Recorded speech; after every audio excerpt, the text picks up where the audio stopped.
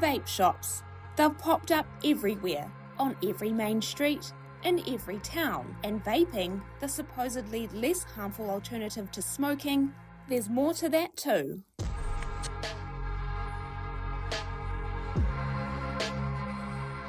This is vape juice, potentially fatal if accidentally swallowed. And there's ACC data that shows the number of toddlers that have accidentally swallowed vape juice over the last few years has increased by the hundreds.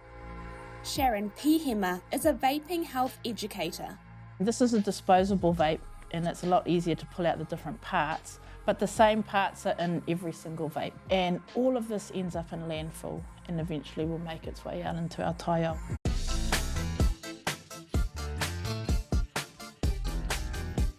They're cool, they're cheap to buy, and they're the new addiction, especially for rangatahi.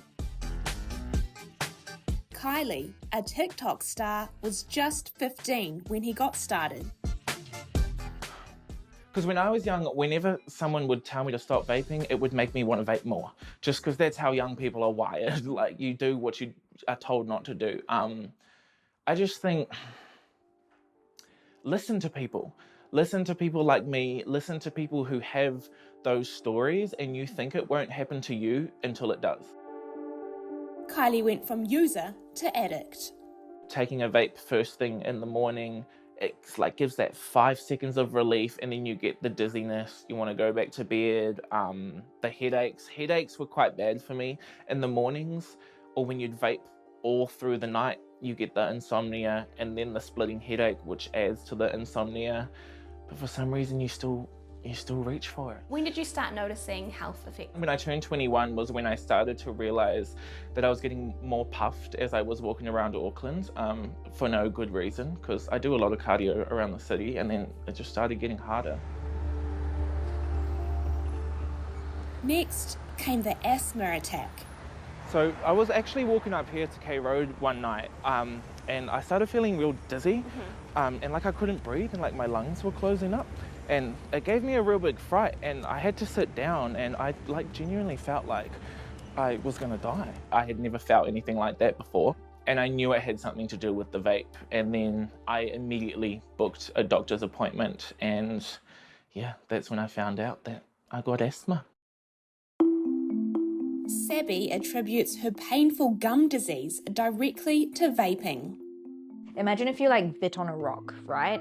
And it crunched and broke and your teeth kind of felt like it chipped, and then it would resonate throughout your gums, right? On top of that, when I would brush my teeth, it was quite sore, you know? It wasn't just the blood coming out, but my gums felt raw. The worst part was you kind of feel like your mouth tastes off. Sabby is also a content creator. And to start with, these are the grafted tomatoes that are all $9.99. Before plants, it was vapes. When they first took off here, she helped promote them. I posted like, oh, vaping is cool. Like, you know, well, I didn't say that, but like, check out my vape, you know? Yeah. Which I didn't realize is such a harmful thing to do now. Like when I look back now, I think, yeah, I was just very misinformed myself. She says the side effects of vaping, like periodontal cleaning, literally cost her thousands to fix. Having to do all these health checkups and doctor's checkups and having all these unknown symptoms that you can't directly link to what it could potentially be is very expensive. Sharon also knows just how addictive nicotine-based vapes can be. Her daughter was hooked while still at school. Because you have to go through that nicotine withdrawal, so she had to stay home from school for a couple of weeks because she was just so sick from going through withdrawal, you know, headaches, nausea, really lethargic. It's heartbreaking to see your children with an addiction at such a young age. And then doing this mahi and hearing similar stories from other whānau and other rangatahi going through exactly the same thing.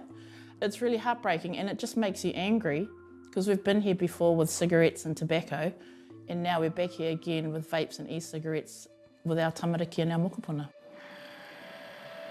So can you explain what this is? Yeah, so this is the device that we've created for our experiment, so we can attach an e-cigarette or vape here. But research on the potential dangers of vapes is still in the early stages. After all, vapes have only been legally on sale here since 2018, and it's hard to keep up. One of the other big issues is that there is so many different vape products, different vape liquids, and sort of as soon as you might get one setup established, there's already new designs in the vaping. So it's very hard to research something that's continually evolving. And that includes flavouring. We found about 20 to 30 different flavouring chemicals in each of those e-liquids, and none of them have been tested for how safe they are for breathing in. They're typically chemicals that are thought to be safe for eating and cosmetics, for example, but no one's tested how safe they are for inhaling. Even though long-term studies are lagging, short-term research is delivering some alarming results.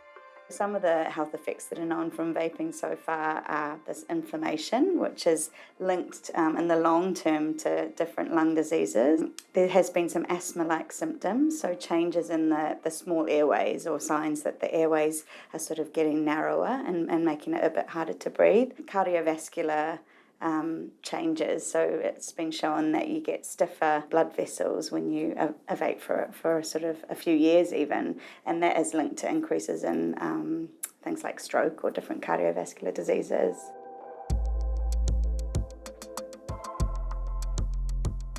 In the meantime, vaping is rampant in schools, even amongst kids 10 years old and younger.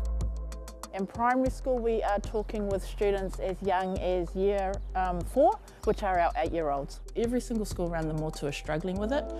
What we get worried about though is that it will be our Māori and our Pasifika kids who carry the burden the greatest. For Māori, wahine is definitely the highest, so about 25% vape daily, and these are school-aged girls. If you were looking at their wairua side, it changes their whole personality.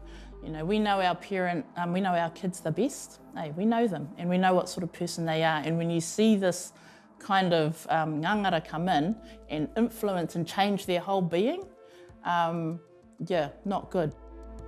Then there are the impacts on the developing brain. So we know the impact of nicotine on the brain, on the reward centre, and we know that that is much more stronger in a teenager's brain versus an adult brain. But also things like the mood changes that rangatahi will experience, you know, anxiety, depression. Vaping makes those kind of conditions much more harder for them to live with. We have got our vaping settings all wrong and we are going to regret it big time. After much consultation, the government this month tabled an amendment to our smoke-free laws to target concerns, including a complete ban on disposable vapes. But already there's scepticism about that. But they just changed it to a reusable, rechargeable version, and our kids followed that. So before vapes, disposable vapes were even banned, our kids had transitioned over to the alternative that had been offered to them. New laws would boost the maximum penalty for retailers selling to under 18s from the current $10,000 to a maximum $100,000. All well and good, but what about enforcement? We have a workforce shortage where there's not enough of those compliance officers being able to go around and check on all the retailers to make sure they're following the rules. And we're talking at, you know, I think it's about 8,000 different retailers who sell vapes across the country. Then there's the visibility of vape shops and their proximity to marae and kura. The government wants to change that too. So, less visibility and extending rules around proximity. No closer than 300 metres, but only 100 metres when it comes to early learning centres. That's really close. Like for some of our bigger colleges and schools, 300 metres is the distance from the front gate to the boundary. Probably not making a difference whatsoever. Because like you say, the existing shops are still allowed to be there. Our tamariki are still walking past them every day to and from school. It would have been ideal to push those vape shops further back, you know, a kilometre would have made a huge difference. We've got so many vape stores in New Zealand. There's more vape stores than there are McDonald's and KFCs combined, and more than pharmacies as well. As an educator, rather than taking a top-down approach, Sharon is taking her lead from rangatahi. When we're talking to our rangatahi around what solutions they think would work, they are wanting things like looking at a prescription model. So what they have in Australia, where if you needed a vape with nicotine, you would go and see a doctor or a pharmacist and they write the script and you pick it up from the chemist. That's one of the most popular solutions that are coming from our rangatahi.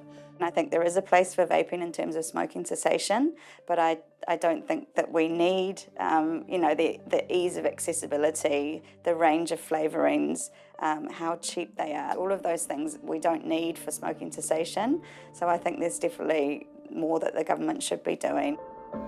As a researcher with limited resources and worried about the potential long-term effects of vaping, Kelly and her team feel they're up against enormous forces. It's all about big tobacco. I mean, they own most of the vaping companies now. I mean, there are some still small, I guess, family-run vape companies, but big tobacco is really behind most of it. And I think they're just, smoking rates have been dropping. We've been doing really well in New Zealand for smoking rates, and definitely in rangatahi, they're sort of down to as low as 1% smoking rates. And I think vaping is just the new way that they're sort of filling into the market and being able to continue profiting off negative health effects from people. They must be parents, eh? They must have children or have young people in their lives, in their families. And you wouldn't want any young person to go through this addiction, And the fact that if this is okay and if this is their goal, if they're trying to hook our kids into it, like how they were with cigarettes back in the day, it's just immoral and unethical and unacceptable. Former users like Kylie and Sabby are on a mission to warn young people. I just tell them my rotting gum story. I'm like, you can get rotting gums if you do it too much. We're at a vape shop now. Yes, we are. And the lights are beautiful, the colours are bright. It looks like a candy shop. It does, Yeah. but you're no longer vaping. What does that mean for you? I feel a lot better about myself, and I feel proud of myself as well. I just feel happier every day. I sleep better. I don't have to worry about going outside at work to have my next vape. I'm just happier. Mm-hmm. Yeah. What advice do you have for young people who might, come to a store like this, be enticed by the colours and the flavours? Don't. Don't enter it. Just don't. You'll be signing yourself up to a guaranteed negative ending.